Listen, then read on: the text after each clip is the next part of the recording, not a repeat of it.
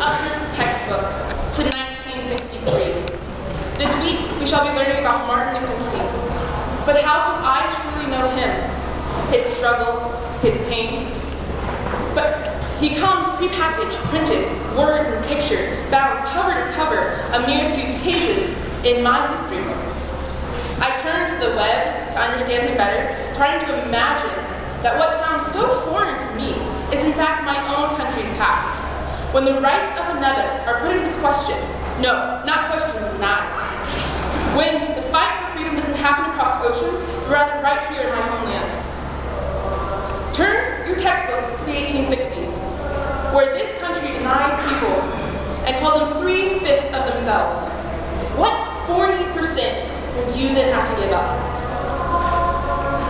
Were my relatives, my ancestors, people who could look upon the face of another and deny seeing the reflection of human sentience? In fact, they were. In Maryland, a whole town has my name. A town that was once a plantation. Growing what? I don't know. But I do know, when my grandparents went to visit a few years back, the only lands remaining in that town were black. How did we come from there? From a world filled half with chattel, half with man. From a world so desperate and hating that they could deny, arguably, the most basic human right of freedom. Now, turn back to 1967 and Google the speech spoken on August 16th, which is less than 9 months before the blood covered Memphis Hotel balcony. Read the lines outlining the problems of their day from the perspective of the leader of the civil rights movement. He speaks of poverty, inequality, of blood, soot, and foul, and now we sweep the story, the history that belongs to 30 million people today under a rug and write maybe a few pages of Black history in my textbook.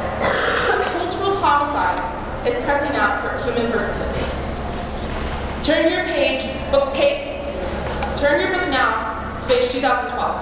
Look at the societal and international problems we face today. We spent $2.4 trillion on the Iraq and Afghanistan wars. Prisons house African Americans 5-fold more than European Americans per capita. The majority of our manufactured goods come not from first world countries, but from countries that do not protect its laborers from cruel environments, from illnesses and injuries caused from the work that they do. They do not protect children from being forced to work long hours so that their families have enough to eat at night. They do not outlaw slavery and sweatshop labor, and we do nothing.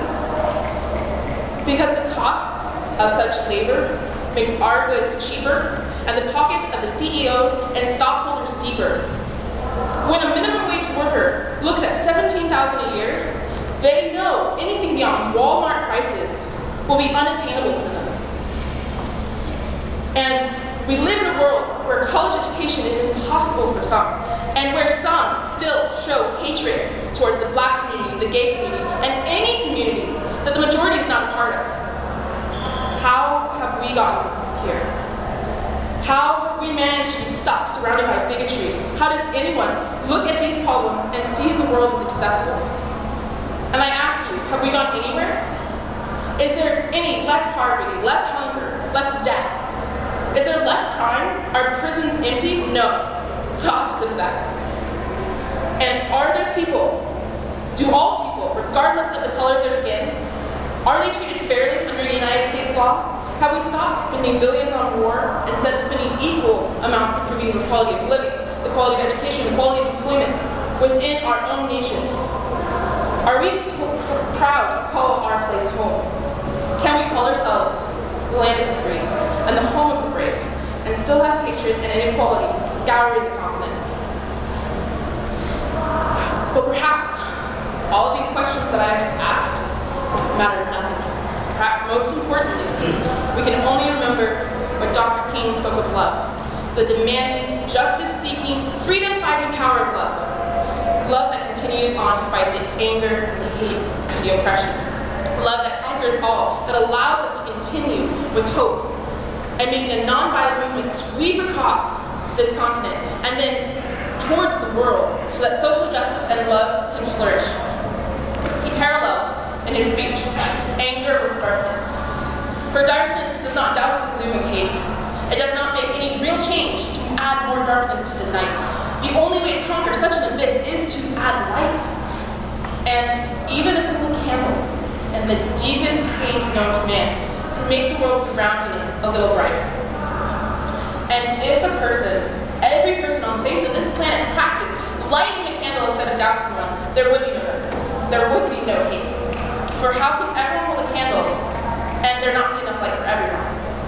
And if someone drops a candle and finds themselves in darkness, I have enough to break my candle in half, light the other, extending it out to the man who now lacks a candle. I cannot make him take it. I cannot make him hold it. But I know if I make the offer and he walks away, and then another person does the same and offers a candle, and then another person, and another, and another. Sooner or later, he will either be alone by himself in darkness, or he will hold a candle once more. Now turn your textbook to the very last pages, the ones that are still blank at the end because they ran out of stuff to do. And it's after the index, and it's after the glossary, and after everything that we know and have defined currently today. For these pages are the pages of tomorrow and beyond. Take out your pen and be ready to write, for we have the opportunity in this day, in this moment, to write our own history, to define what we want to see in the future. For all of the questions, they matter not. Everything that I've said tonight matters not. For the one query we must ask ourselves daily is, where do we go from here?